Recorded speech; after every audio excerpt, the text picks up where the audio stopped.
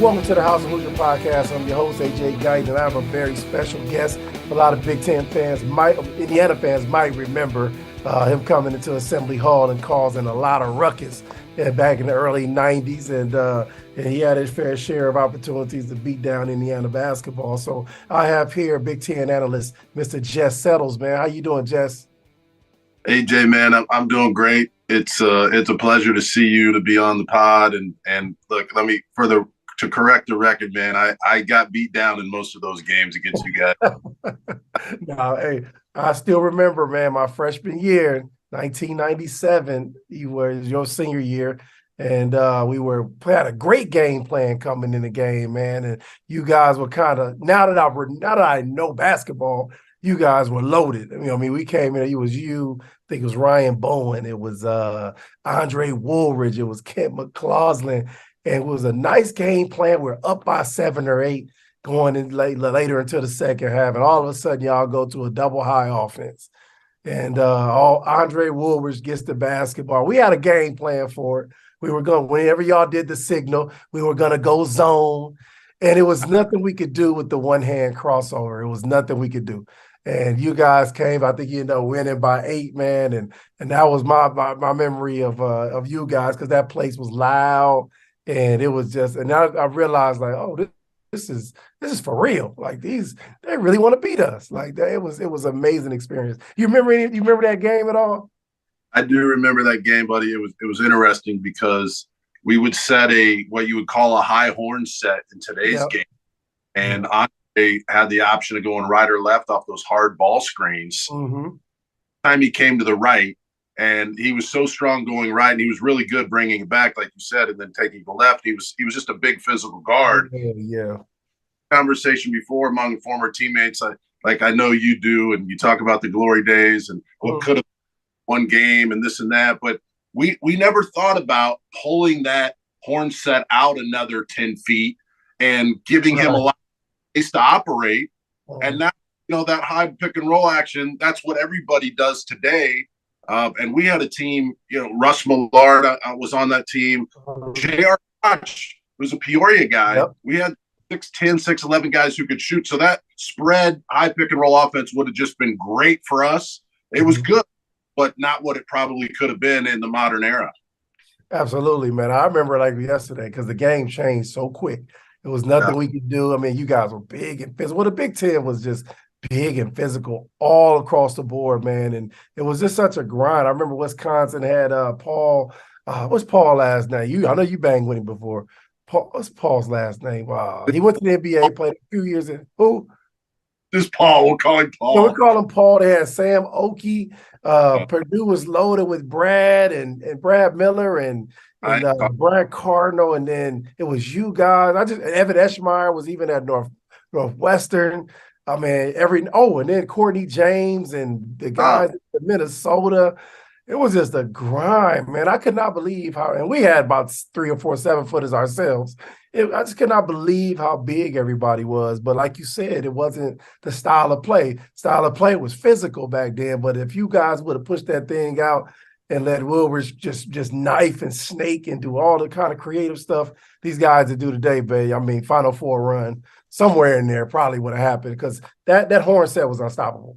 That was fun. I appreciate it. And it's a different game now, no question. Mm-hmm. And you look at guys like TJD and Kofi Coburn and Hunter Dickinson and all these, what we would call 1990s body type of guys. Yeah. And just, Luka Garza at Iowa, but they're not, the NBA is not high on that type of player anymore, right? Can't even get drafted in the first round, which back in the day, they would have been first round draft picks. The size, the power, what they do, that's how much the game has changed. There's one thing about the game that maybe has changed more than anything else, is the emphasis on the 3-point shot. And, maybe it was Indiana in the late 80s. I think that 3-point line came out in maybe 86 or 87, and it was Hurt and those guys. Even though I think Bob Knight was against bringing in the 3-point shot, he utilized it early in that era as well as anybody, and won a national championship with it. I think Alford hit 7 of them. in the '87 championship. But you were the type of guy that, I mean, can you imagine how you would have had some 40 and 50-point games playing in this era? You were so quick. You had stagger screens coming at you. You know, you shot 45% from the 3-point line and could get it off quick. So it would have been, those are fun conversations to have, right? We all grow up in the era that we're supposed to grow up in. But there's some, can you imagine you playing with freedom of movement where I could not trip you, shove you, or pull your jersey every time you came along the box there? Can you imagine you getting open? I couldn't even imagine that. I remember just running into those screens, man, or even trying to come off of screens. We were allowed to chuck a little bit, impede the progress. And I watched today, I'm like, man, that would have been a foul. I'd have been a bonus. I'd have been at the line, at least 15. And that was the thing I would have improved the most in my career, was to shoot more free throws. And I would have definitely shot more free throws today, because just being physical and running off screens and just running into you, and just I remember Luke Recker was great at that, just running into you and his offensive foul on you. So we would have been at the line, but it's always fun. I'm very proud of the era I grew up in, man. I thought we showed people how to persevere inside of a basketball game. You know, you had to be extremely mentally tough. You had to really, really think the game, because it was a possession-by-possession game. People weren't just hoisting threes just to be hoisting them. There was a strategy behind it, and you had to stay healthy. I mean, running into Jess settles is not a good idea, so you had to try to stay healthy, avoid it, or any of those big, strong guys back in that league, man. But I want to talk a little bit about what you attended Iowa, man. 1993 Iowa Mr. Basketball. What made you had a great selection, a parade All-American. What made you, besides being at home, what were the deciding factors in you attending Iowa? Yeah, that was obviously the main one. I grew up about 35 minutes on a farm, Winfield, Iowa, a little town of 1,000. I played Class A basketball, which, you know, everybody in rural Illinois knows exactly what that is. Just little towns, little communities, and not great pickup basketball. Kind of obviously the big fish in a little pond. And I went to the 5-star basketball camp out in Pittsburgh, Pennsylvania a few times. And when I was in 8th grade, 9th grade, and that's where I ran into guys like you and a lot of East Coast basketball. Like, man, these guys are just above the rim. They're so physical. It was sort of a test for me. That's when I started getting recruited and knew that this was a passion that I had, that I wanted to play. I wanted to play in the Big Ten. I grew up with the great Indiana teams, the great Iowa teams, Ohio State and Jimmy Jackson, all the Purdue squads. And so that's where I wanted to go. Now, Coach Davis back then, the head coach at Iowa, he kind of would challenge you. It's different than today. He would say things like, I don't know if you can play here. Coach Knight, Coach Davis, Gene Kane, Heathcote, they weren't sucking up to you by any means. They were, want to play here. It's a privilege for you to play here. So I'm kind of like, well, do they even really want me? So I visited Michigan during the Fab Five era with Steve Fisher. I visited Notre Dame with John McLeod. Actually, Fran McCaffrey recruited me when he was an assistant coach there. So I had a little bit of interest from Indiana, but it was in my heart to always be a Hawkeye, and I'm really glad that worked out. I would obviously do that over again 10 times, and I've had many members play many sports there. My two cousins, George Kittle is one of the best tight ends in the NFL. He played at Iowa. He's one of my cousins, and Henry Krager Coble played football at Iowa, and many others from our family line. But that's where I wanted to be. It was a perfect place for me. Coach Davis was such an honorable guy. I look forward to going to practice every day. I love the competition. And in the state of Iowa, you know, we're kind of the only show in town. No pro teams. A lot of are all buy into it. And you played in Carver back in the day. You're right. It was fun. Absolutely. Now, what was it like to play for Tom Davis? Now, outside looking in, he looks like he seemed like him and Dean Smith were similar. It seemed like they were very. I don't know either one. I've never really met either one. But tell us about what it was like to play for Coach Davis. You know, it just popped in my mind. You know, we grew up with the Michael Jordan's "Come Fly with Me" video, and played for Coach Knight in the Olympic gymnastics and won the gold medal. And I think there's a clip in there where he's standing up at a podium and praising Coach Knight and praising Coach Smith. And somebody maybe asked him what the difference was. And he said, well, they're just Coach Knight's language is a little bit different than Coach Smith's, right? Because Coach Davis, like Coach Smith, and that there was no cursing. There was no, there was no just nothing volatile. He didn't challenge guys that way. There have been so many guys who have won national championships over the years and have had success, and there's so many different personalities. And there's more than one way to do it. So for me, that worked out really well for me. Coming from a small town, kind of scared and naive that first year to go to college, it's kind of overwhelming. For me, that was kind of what I needed, and I responded well to him.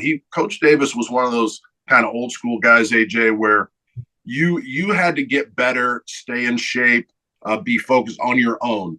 He was not who was going to force you to come in and work out if you didn't want to do it, which that sounds crazy probably to a lot of people listening today, but he had that pro mentality. If you want to be a pro, then you find a way. You get in on the weekends at a good time. You get up and get to the gym. I'm not going to monitor that. If you want to show up in the season and you're completely out of shape, then somebody else is going to start in front of you. Wow. So, some coaches are completely different than that. You'll have off-season workouts, mandatory this, be there on this time. He was on those offs. Now, obviously the rules were different. They couldn't out as much, but he was just a great man, very smart.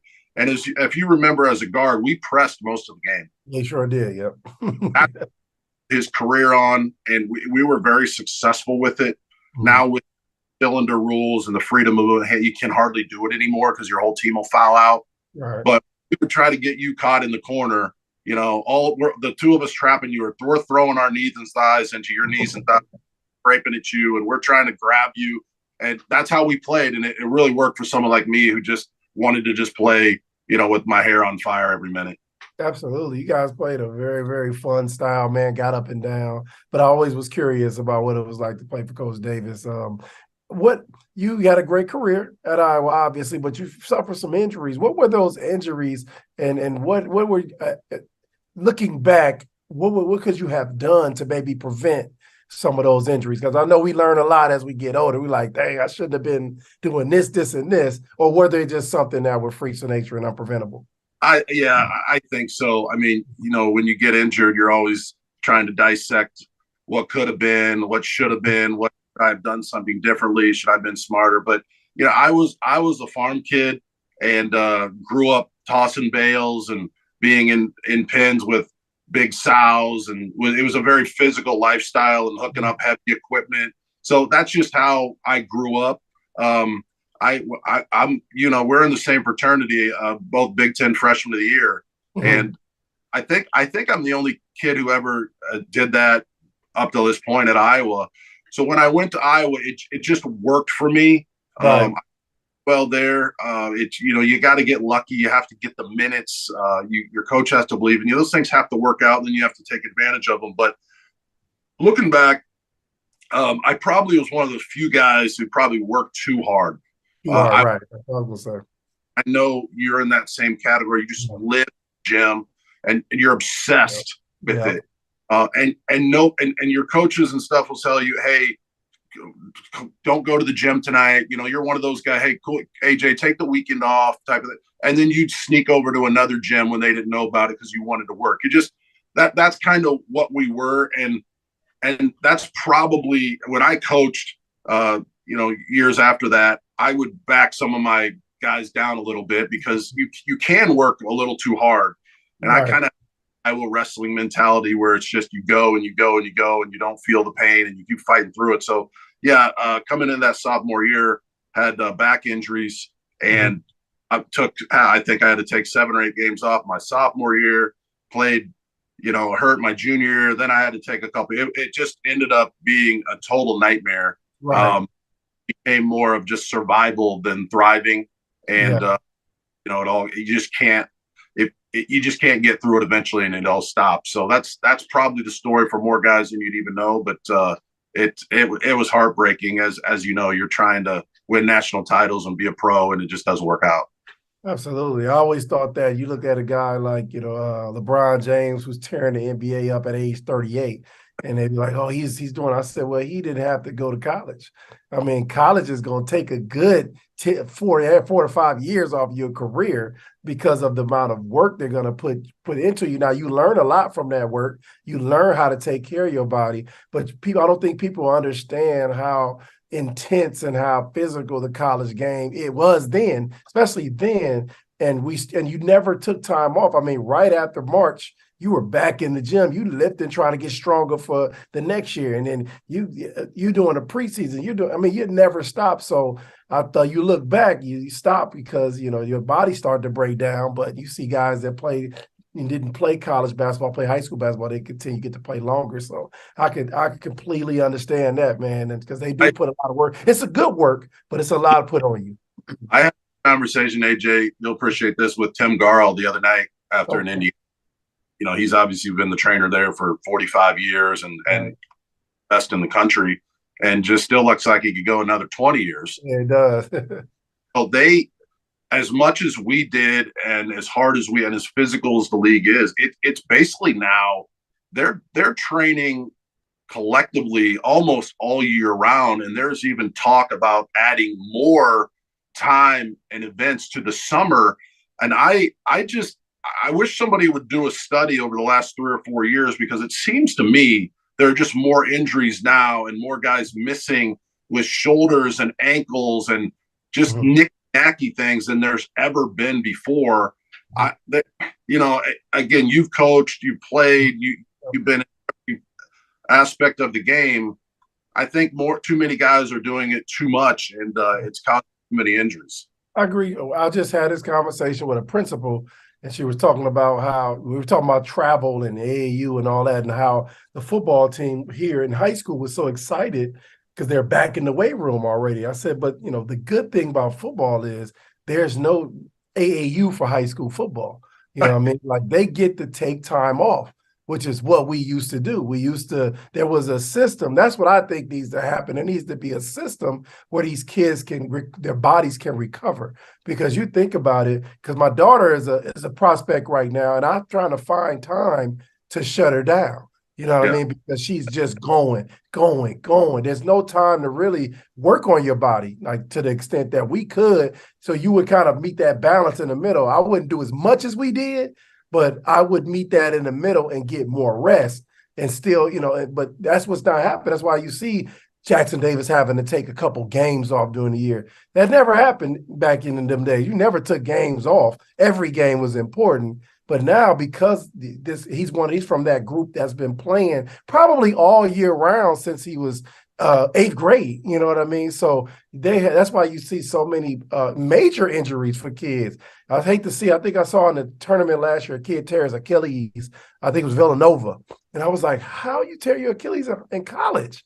You know what I mean? But it's that load and that wear and tear. You are 100% right. But football doesn't have an AAU. So they can go in the weight room from January all the way till June and work on their bodies before they get out there and do their 11 on 11 or 7 on 7. So I think the NCAA needs to really kind of put some stuff in line to help these kids get time off, recover, because some kids will stay in the gym, you know what I mean? So it's like, man, force these kids that they need at least a month to let their body shut down, recover, before they can get back into action, to where they can even play free basketball. They can play like we did, open gyms, and just, not organized, not where somebody's blowing a whistle or, we playing, to win a basketball game, so to speak. So we can talk about that all day, man. That'll be on another podcast, but I wanted to get into this Big Ten overview. Big Ten basketball, man. I know you saw the game last night, Purdue, Rutgers, man. Outstanding game, man. And I don't see any easy games in the Big Ten, man. I'm interested to know from you, because you're so up close, so far in the Big Ten in this non-conference slate. I don't include the conference. Who has been your most impressive team up till yesterday? Purdue, for sure. Mm-hmm. Way Zach Edey has emerged into the National Player of the Year front runner has been impressive. And we've talked about the way the game has changed and the small spacing and freedom of movement and all that. And Matt Painter has just said, hey, forget that, y'all. He's like, the 7-footers, the big guys, the muscle men, and I'm just better. And all, AJ Hammonds and Biggie Swanigan and Travion Williams and Isaac Haas, and it just keeps going and going and going. And now it's Edey's turn, and the improvement that he's made has just been sensational. And he got a little foul trouble last night, and you can't be every single game. But those guys, what they did in the non-conference and just what they hammered Duke, I think that they've gone on the road. They're very impressive. They're shaping up for a number 1 seed if they can stay healthy. Just excited to watch them play and surrounded by shooters. And obviously with Mackey, you're going to win most of your home games. But he just bring that form. We're going to pound it inside and make you stop it, force whistle, right to the free throw line, and win most of our games. Who do you see as a team that's kind of limping into conference play? Indiana is, I guess they are limping in. Yeah. They're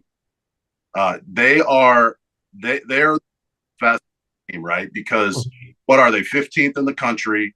Yep. Everybody in the fan base is a little settled up after the Arizona and the Kansas games and the Rack getting hammered there. I mean, what do they have to hang their hat on right now? Right. It'll be fascinating Thursday night to see them at Iowa, because Iowa obviously is just going to be so hungry. They're 0-3 in the league. Right. Really finding it difficult to shoot the basketball right now, which is what they do. A lot of open looks. They put you in tough situations, but they're just not hitting. They need AJ Guyton to come out games and knock in some threes, right? But so Indiana to me, kind of limping in. I talked about it in the Kennesaw State game. I called that game, and it'll be interesting to see over the last couple of weeks with this huge layoff, what they come back with differently. With Race and Trace in the game at the same time, from breaking down that tape, it appears a lot of times that they're guarding themselves. Yes. So they're going with that traditional 3 out, 2 in. And when you turn the corner as a guard, the 4X and the 5X are just almost in a zone plugging up that lane. And what they're trying to do is the defenses are saying, okay, we're going to make Race beat us from beyond the arc. Well, I think he hit 4 threes against Arizona, but outside of that, he has not been able to punish that defense. Now, when they moved Race with Trace Jackson out with the end, when they moved him to the high pick and roll situation where he's a 5-man, he's looked really good.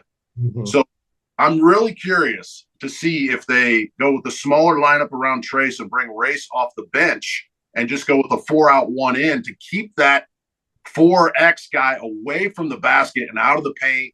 Let the 5-man chase Trace up to the top of that pick and roll, and then more freedom movement for the guards to be able to cut and slash and drive and get threes. That's going to be the biggest question for me. I think if they stay the same, I think they're going to just be in dogfight after dogfight and foul trouble. And they're definitely not going to win the league if they don't change that up a little bit. That's my 2 cents from the cornfields of Iowa. Man, I'm crying tears right now because you are repeating exactly what I've been saying not for this year, but for the last 3 or 4 years. I'm watching these teams at Indiana play, and I'm like, the floor is just not open. It's not open. I don't understand why. We got intelligent coaches over there. We got the great Mike Woodson. Open that thing up and give those guards opportunities to use their skill level, be creative. But what I think the challenge is for Coach Woodson, I think Coach Woodson is a great coach. He's an old school coach. He's an old school 3 out, 2 in, let's play against a defensive set kind of coach. And I think that Indiana has the tools and the horses to open it up quite a bit. I mean, that's what I learned watching Arizona. I don't know what the hell Arizona was running.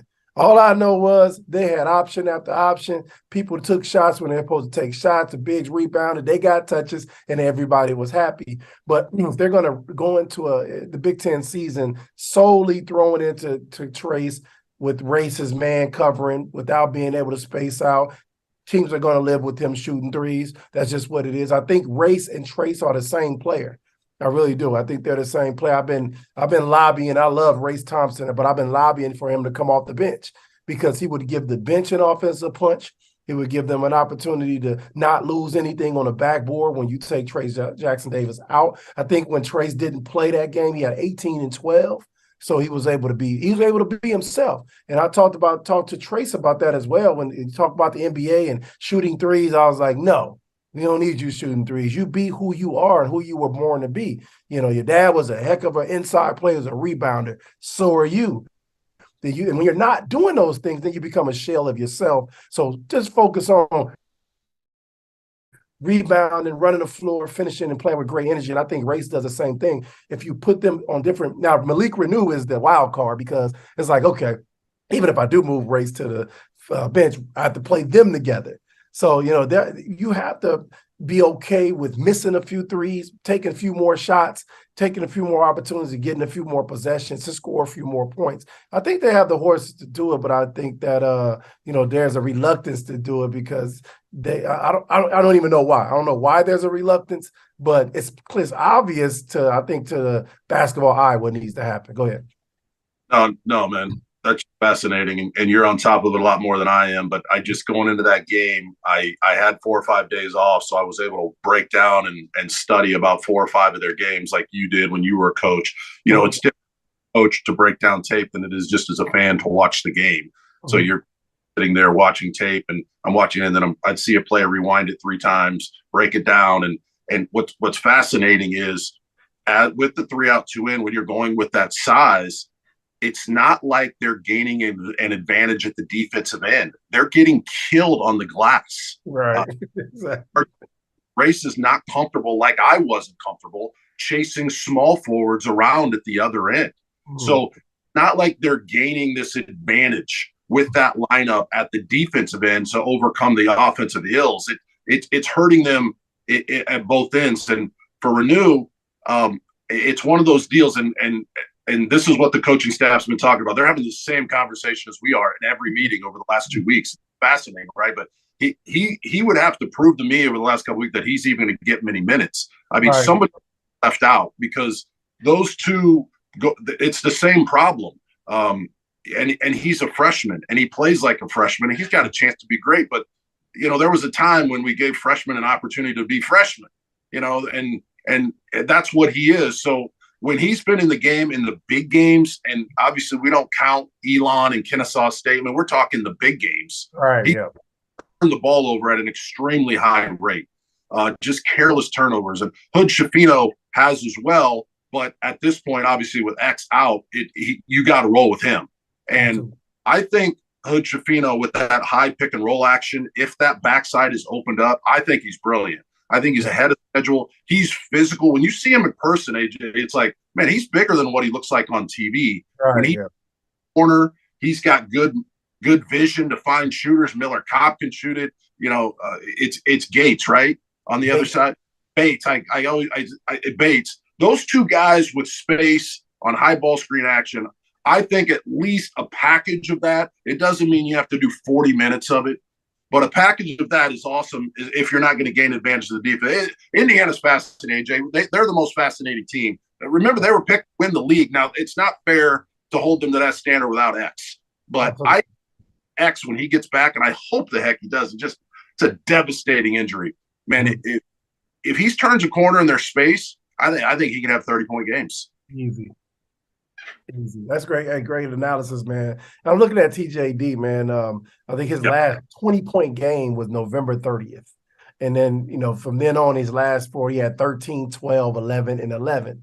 And this tells you, to me, it tells a story, you know, how you drop that further. I know it was better competition. I think they were playing against Kansas and Arizona and Rutgers and Rutgers really exposed, you know, took us backwards a little bit when they played that game at Rutgers. But I loved your comment. And that comment you made against Kennesaw State is what made me reach out to you.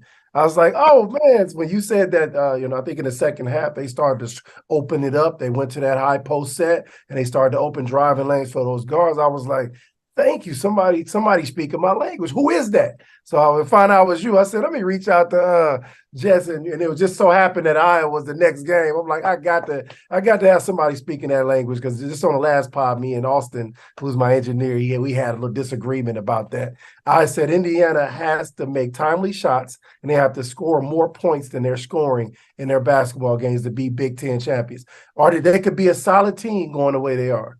They could be solid, middle of the pack, still make the tournament. But if they want to win a Big Ten title, then those players have to be empowered. Bob Knight empowered me. That's why I was able to have the freedom and earn the freedom that I had. Once he saw that I'm going to take the right shots, he could trust I'm going to take care of the basketball and I'm going to defend on the other end, then you move to the next player to coach. And that's what Coach Knight did. So I think Coach Woodson needs to do the same thing with Hood Safino. They need to do the same thing with Tamar Bates. And Galloway has had great games, but he allows you to be versatile and play smaller, play faster. He's the mismatch, which Coach Knight would approach every night. You'll find that mismatch. Who can't guard who? Let's attack Jess and try to get him in foul trouble. Get Jess out the game. Like, these were the things that I think Indiana has the opportunity to do, and I hope they follow it. Iowa, 3 straight losses, man. What's going on in Iowa City, man? Talk to me. I have not looked at the stat sheets for a couple weeks, but it seems like they're shooting about 15 to 20% from beyond the three-point line. And what Iowa does is they run a ton of motion. They've got a lot of forwards who can shoot the ball. Patrick McCaffrey can shoot the ball. Rebracha can actually shoot the ball. Connor McCaffrey, the 60-year senior, has found his range. He's shooting it better. It doesn't probably make sense when I say they haven't been shooting it well, but over the early part of the year, he's been shooting it well. Perkins, they're very versatile. And they're going to run. They're very difficult to scout because they don't have a ton of set plays. They're just going to play a lot of positionless basketball. They're going to cut. They're going to screen. And they're getting open looks. And right now, they just can't hit. And so it'll be a fascinating matchup for Indiana, because if they do go with the bigger lineup, they're going to get run all over the court. And they're going to have to chase down shooters. And right now, Iowa has not been able to shoot it very well. So maybe that works. And it's one of those games where Rebracha is a very physical player, but he's not the length and the height of TJD. An advantage for Indiana on paper. Mm-hmm. Is this a must win for Iowa? 0-3. Do you think this is a must win at home? Yeah, you know when you coached AJ and we were on staffs and things, that that word, that it's really not a part of your vocabulary as a coaching. Right. But as players, you're darn right. It's you can't go 0-4 in the league and expect to probably go where you want to go.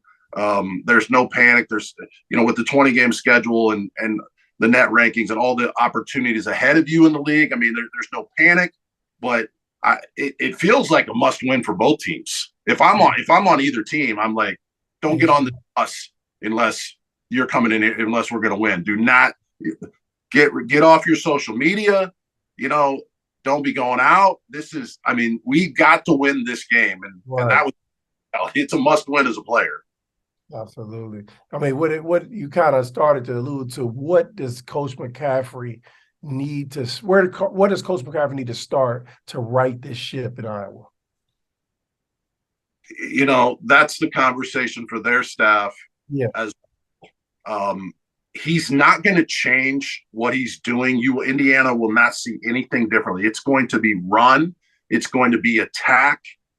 There's a guy, Peyton Sanford, who good shooter, who has not been able to buy a basket this year. He's getting a ton of looks. Do you go with somebody else? Do you go with Kingsbury? And you remember Chris Kingsbury? Yes, sir. He gave him 10 good minutes against Wisconsin. I think lineup thoughts, just like Indiana, there's some lineup decisions that he may make. But as far as changing the way they play, they're not going to change that. They're going to three-quarter court press you off of makes, and especially made free throws. They're going to force the young Indiana guard to make decisions that he doesn't usually have to make. Right. I don't think there's any panic there. I don't think there's any grasping at straws. I think probably when they chart their games, they're like, look, we're getting open 3-point shots. We can't hit them. Let's just keep it up and we'll finally find it. It's been interesting. Perkins is an elite guard. He's really strong, but without Bohannon, as Indiana fans know, Bohannon was kind of a Hoosier killer. Yeah. He could really spread like you did. He could pull that defender an extra yard out. Mm-hmm. And obviously no Keegan Murray, the 4th pick of the draft. That obviously you miss a lottery pick. But Bohannon, the way he could stretch it out, made Perkins have that extra foot of space to drive. Yeah. And now they're not shooting as well. A little more pack line, maybe another step in. And when he turns the corner, it's a little tougher. And so they're not quite the same team as they were last year, but they played against Iowa State 2 weeks ago, came out, and I think we're up 25-2, hit 6 out of 7 threes or whatever it was, and the game was over in the first 5 minutes. That's how they can play. Yeah, that's how explosive they are. Yeah. With the test of these two wheels, man, who pulls this game out? Who pulls it out? I mean, I still live in the state of Iowa, man. You think I can pick against the Hawkeyes and be? I was gonna say, be wise. Right? I think that this game, I will lean Iowa, but I think if Indiana does come out and open it up a little bit more with a little better spacing, then I think TJD can have a 30 and 15 type of game because they won't be able to triple him. Yeah. And if they can't double and triple him and those shooters can be around him, I think it'll be a dogfight. That's a weak answer from an analyst, but that's what happens when you played it out. That's what you got to do, man. We sticking with that, man. So let's talk a little bit about the NCAA tournament real quick. We're looking ahead a little bit. Why? We're looking really looking back. Why hasn't in your theory, why hasn't the Big Ten had much tournament success over the last years? I mean, they seem to, just like this year, it is a fantastic conference to watch night in and night out. There's not a game I can't turn on the TV and be like, and watch it, and it's competitive. And no matter if it's Northwestern against Purdue or they battle, because Northwestern went up there and beat Michigan State. So it's like there's no bad games. But it seems like when we get in the tournament, the style of play of the tournament, it works against the Big Ten. What's your theory on that, being watching the Big Ten closely? Well, and I mean, I've been asked this several times over the years. It's like a different show, right? I'd love to get all your deep thoughts about it too and have some guys on. But, if you go back to the Flintstones, right? Yep. King Cleaves and Mo Pete and that legendary team that went all the way. And then it's been since that time. I get the Kaminsky, Sam Decker, Wisconsin, Nigel Hayes, Wisconsin teams. Those teams were brilliant, and they probably should have won a national title. They played. I think it was at the game. Grayson Allen, as a freshman, maybe had 20 and got hot and beat them. They got some raw calls down the stretch in that second. I remember right. That was probably our moment as a league to break that curse, so to speak. They went twice. Those guys were both first-round draft picks, Kaminsky and Decker. Then you look at some of the other teams. You look at some of the Michigan State teams. You look at Michigan, the Duncan Robinson, Mo Wagner, Trey Burke, that era. They ran into some of the elite NCAA teams of our era, right? Villanova. Yeah. You just weren't going to probably beat them. A couple of those Duke teams. There's another team in there, and I can't think of them. It was Kentucky. I think Wisconsin ran into Kentucky, right? I think Kentucky got them 1 year, and then Decker hit the three to beat the undefeated Kentucky. So they're much as anything else. It's just that you run into in that championship game or that championship weekend some of the elite teams, and it doesn't mean those teams were consistent over the years, but it's just that day on that court they were better. There were more pros. The whole thing about the Big Ten being too physical and that not translating. That's really an interesting deal too, because you look at a guy like Kofi Cockburn, as dominant and as strong as he is, and a generational talent. And you look at Illinois, and I've not even been able to study Illinois this year, but obviously Io and Kofi. I mean, you lose two guys over a couple of years after winning championships, you're not going to be the same team. Right. I mean, that's the fact. But like Loyola against Kofi and Io a couple of years ago, just completely took them out of it. Forced Io to go to the left and kept the big fella away from the basket. And I don't know. There's just there's some deep thoughts about that of why that's not working out. And I don't know if the officiating and the style of play is a factor in that. I look at Iowa a couple of years ago, had a really good team with the National Player of the Year, Luka Garza, and ran into Oregon. And you talk about a team that will spread you out and go 5 out. I mean, I said you would have had some 30 to 40-point games if you played in this era. I think if you'd been playing for Oregon, AJ, I think you'd had a 60-point game because you're these great talents, and they're going 5 out and they're running this stuff, and you don't even defensively know what's coming. I think Iowa, as good as Luka Garza was, I think Iowa gave up 13 dunks so 13 at the rim. So they're just breaking you down, and they're taking their speed and quickness, and they have an advantage over your size. Your power at one end, your 15 points, 12 rebounds from Kofi are turning into him not being able to guard at the other end, and you're giving up 8 threes and 9 dunks. Exactly. So I don't know. What are your thoughts on it? Because I know there are different. I wish Decker and Kaminsky would have taken care of business. We didn't have to have this conversation. I agree with you totally, man. We had some great teams, and we had some great competition in the Big Ten. But I really think, me personally, just outside looking in, I think that our nature of play and the coaching that we have in our league leads to extremely competitive games. And I mean, we've always had the best coaches in the country in the Big Ten. Always. I mean, you go back to when we played. We had Gene Cady, we had Bob Knight, we had Tom Davis, we had Clem Haskins, we had Dick Bennett, we had it goes on and on. Lou Henson down in Illinois. We had Ohio State. We had I forgot Ohio State coach's name, but it was, and I think that we tend to slow the game down so much and tend to prepare so much that our players forget that they have to play. You know what I mean? You got to make plays. You have to adjust to the game the way it's played. And it seems as if in the NCAA tournament, the game just inevitably speeds up because of so much anticipation and energy when it comes to, and we want to slow down. We are used to that style of play. I don't think officiating has anything to do with it. I just think it's the nature of the Midwest. It's the Big Ten. We are blue collar people who put our boots on and we go to work every day. We go at it. Out there on the West Coast and in other areas, they don't play that style throughout the year. They what we call hooping. They just hooping.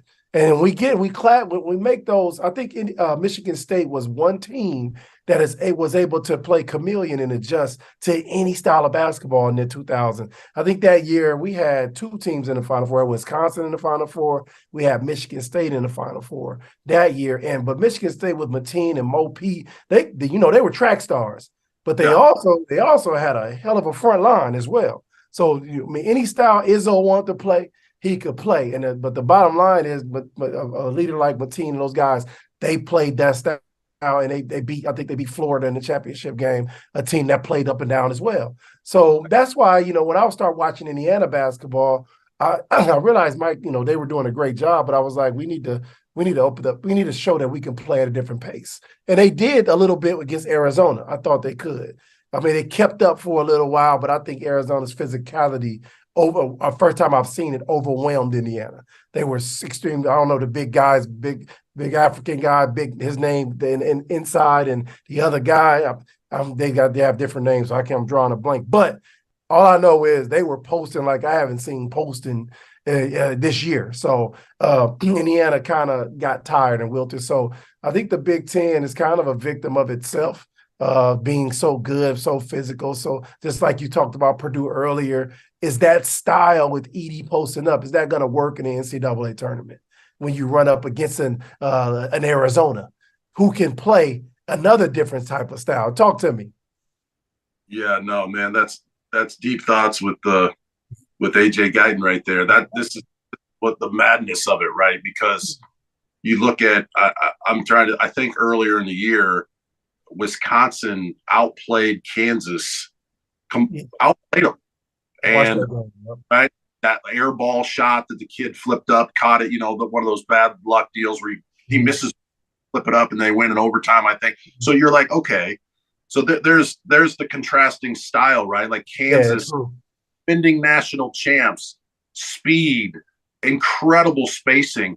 And here's Wisconsin, who, wants to control the pace and tempo and grind you out in low possessions. And yet outplayed them the whole game. Duke couldn't compete with Purdue. Very true.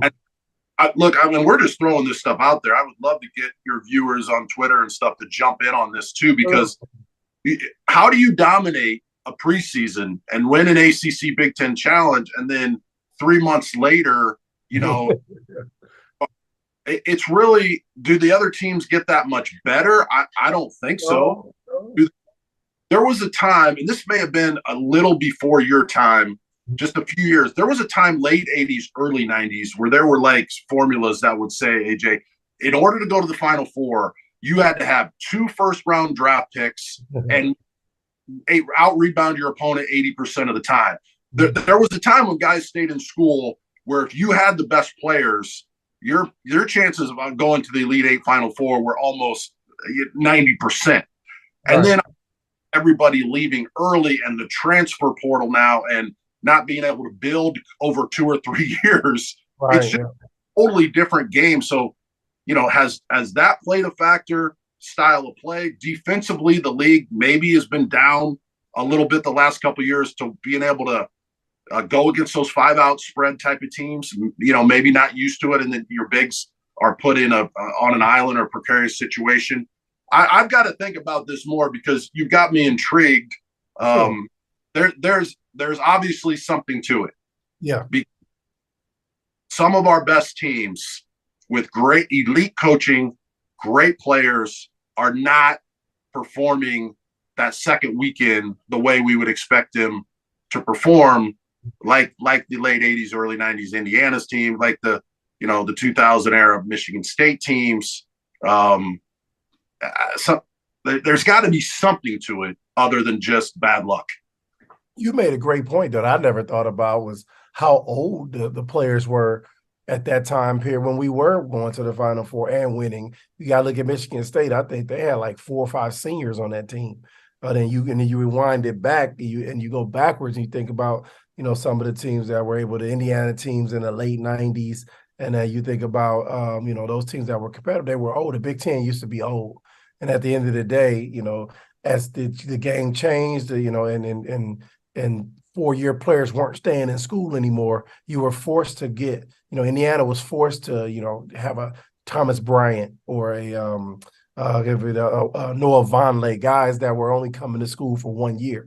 And I think, and for us and for Indiana fans and us, that's what changed the most for Indiana basketball. I think everybody's situation is separate, but during the Bob Knight era, you didn't have people leaving early. It just wasn't what it was. So every team was old, and if they lost, they lost. They didn't lose because they were young. So I think the Big Ten, you make a great point, because I think the Big Ten has taken the longest to adjust to that, because if you think about it, where do the mature, quote unquote, 5-star basketball players end up going?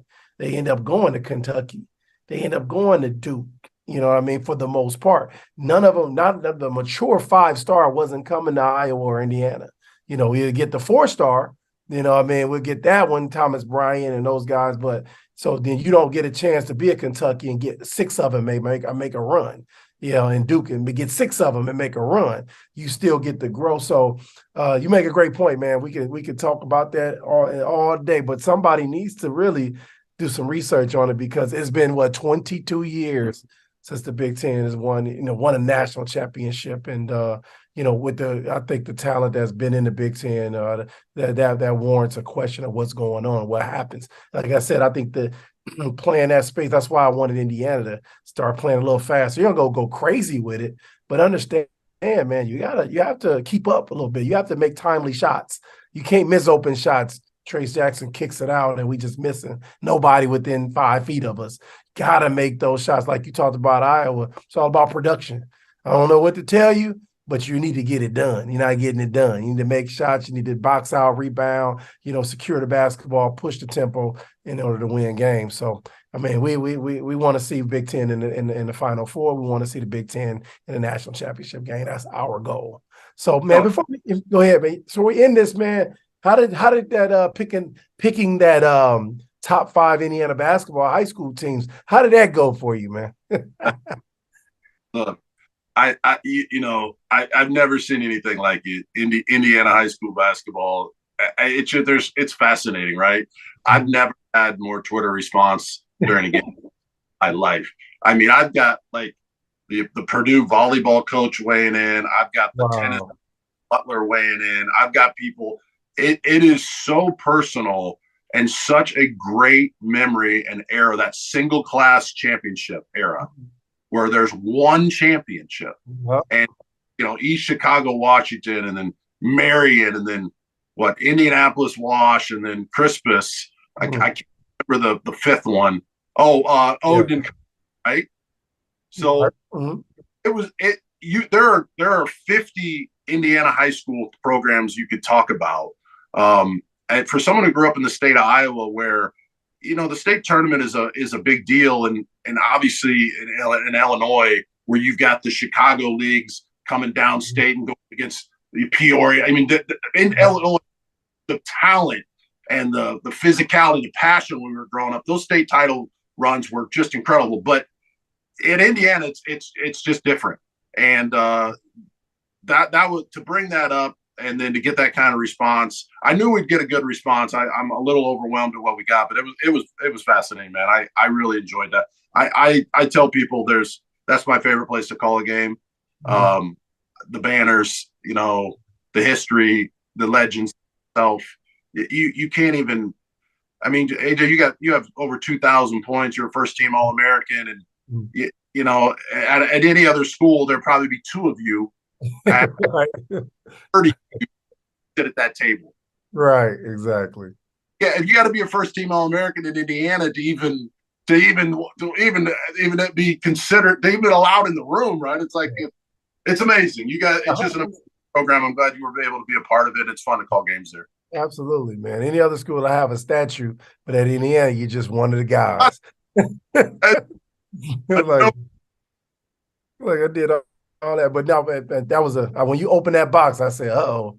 I saw you tweeting. I said, they're going to be on his head because you opened that box. But it's always fun, man, to get their attention. And they're so astute in their basketball knowledge, man. And they'll love this as well. So we want to send a shout out to all Indiana basketball fans, Indiana basketball in general, man. My last question to you, man, before I let you get out of here, is how's the Big Ten and analysis going? What made you get into it? And this have you found your niche? Yeah, no, hey, I appreciate the question. When I was a kid in high school, I wrote a column for our little newspaper, A Town of 1,000.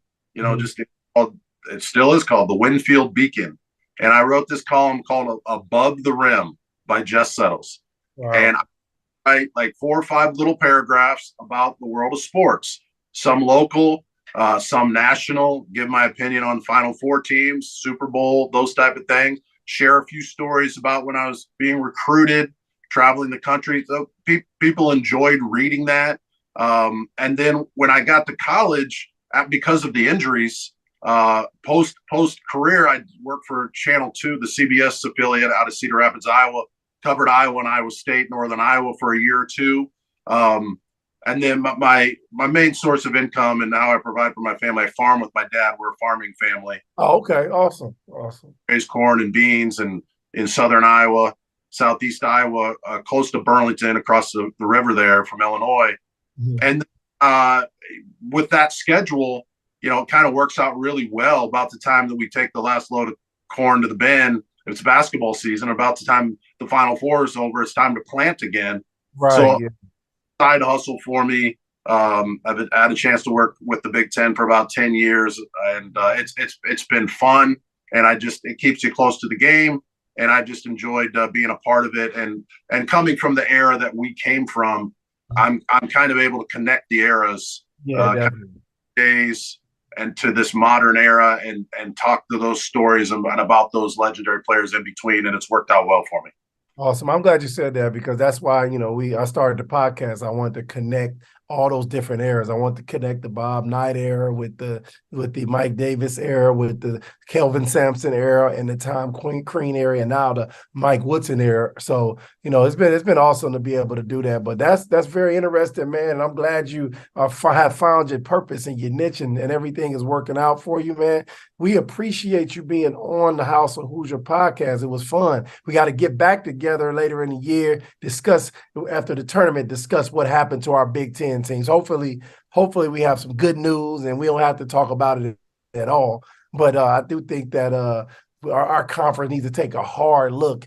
I mean, we added 2 conference games. I mean, we ever since the Big Ten tournament has started, everything's been kind of just floating a little bit. I don't know. Did we really need those extra battles like all the other conferences did? But again, it's good for the kids to be able to have a tournament for themselves as well. So we'll definitely revisit that. Once again, thank you, Jess Settle, Iowa legend, Big Ten analyst, Indiana high school basketball expert, for joining the House of Hoosier podcast. We look forward to talking to you again, my man. Thank you. Hey, AJ, I appreciate you. I'm glad to be talking to you instead of trying to slow you down on the court. No, I'd rather be talking to you. Trust me. I like my shoulders.